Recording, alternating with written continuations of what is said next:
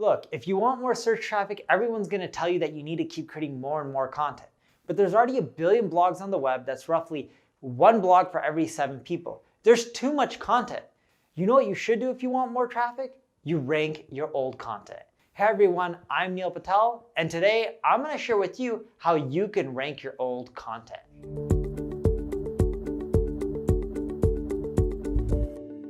Before we get started, make sure you subscribe to this channel. And if you're on YouTube, click the alert notification. That way when I release more tips like this, you'll get notified.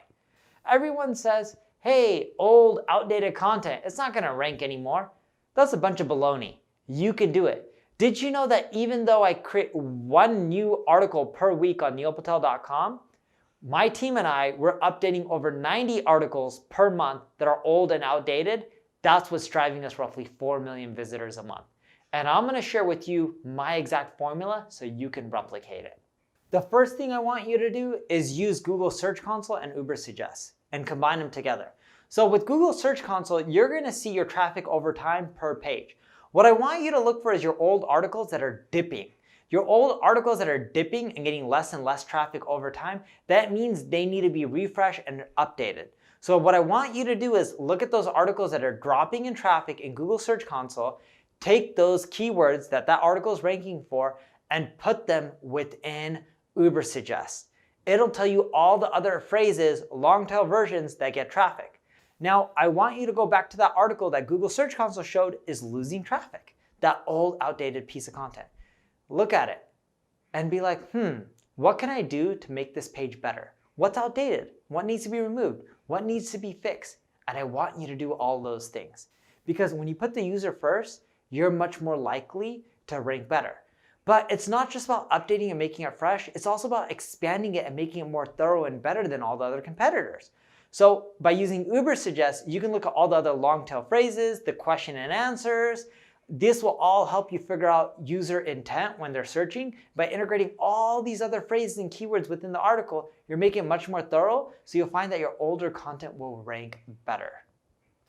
The second thing I want you to do is work on improving your click-through rates through your title and meta description tags. So there's this tool out there called ClickFlow. And what ClickFlow does is just only helps you optimize your title tag and meta description click rates. It's a simple thing to do, but very few SEOs do it. Remember, just because you rank number 2 or 3 or 5 on Google doesn't mean that you need to rank higher to get more traffic. If you convince more people to click on your listing over the competitors by optimizing your copy and your title tag and your meta description, you're going to crush it. But here's the key to all of this. If you create something that's persuasive, you'll do better. And then over time, your rankings will go up because Google knows that, hey, if more people are clicking on the 5th listing on the page 1 instead of the 4th listing, that means we should probably move the 5th listing to 4th and the 4th one to the 5th spot. But you can't just make a change and expect it to miraculously work. ClickFlow will guide you and it'll tell you what changes to make in your title tag and your meta description to maximize your click-through rate. The third thing I want you to do is delete your old articles that no longer are relevant. For example, I had articles on my blog related to Vine. Twitter shut down Vine. I could update it, but what's the point of updating an article on a service or a company that no longer exists? So I don't want you to just delete your old content that's irrelevant anymore, that can't be updated. I want you to take those articles and 301 redirect them to the most relevant articles. That way you're pushing more juice into the more relevant ones and they rank better. The next thing I want you to do is push more internal links to your older articles.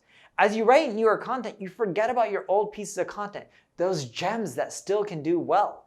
So I want you to take, all these new pieces of content that you're writing and link to the old articles when it makes sense. You're putting more life into the old pieces of content. That way they rank higher. Heck, you can even take these old pieces of content, the ones that do really well, these cornerstone pages, and put them in your sidebar and link to them, right? They can be your most popular articles. The fifth thing I have for you is to embed multimedia into your old articles.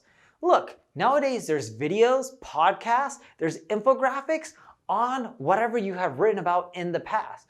So take some of these pieces and integrate them into your old articles. It brings new life to them, makes them more fresh. And best of all, it improves your time on site, reduces your bounce rate. It tells Bing and Google, hey, this page, people love it. It has amazing user metrics. Maybe we should rank it higher. And that's what you'll find as you embed more multimedia. If you look at a lot of my old content on neilpatel.com, you'll notice there's a ton of multimedia in there. Why? Because I found that it improves my rankings. Specifically, improves my time on site, which indirectly has improved my rankings. The sixth thing I want you to do is adjust the last updated date for your old piece of content. So if your old piece of content were in 5 years ago and you make a ton of changes, you should adjust the date on when that article was updated and notify Google. This is easy to do within WordPress. If you don't have WordPress, it's going to vary per CMS.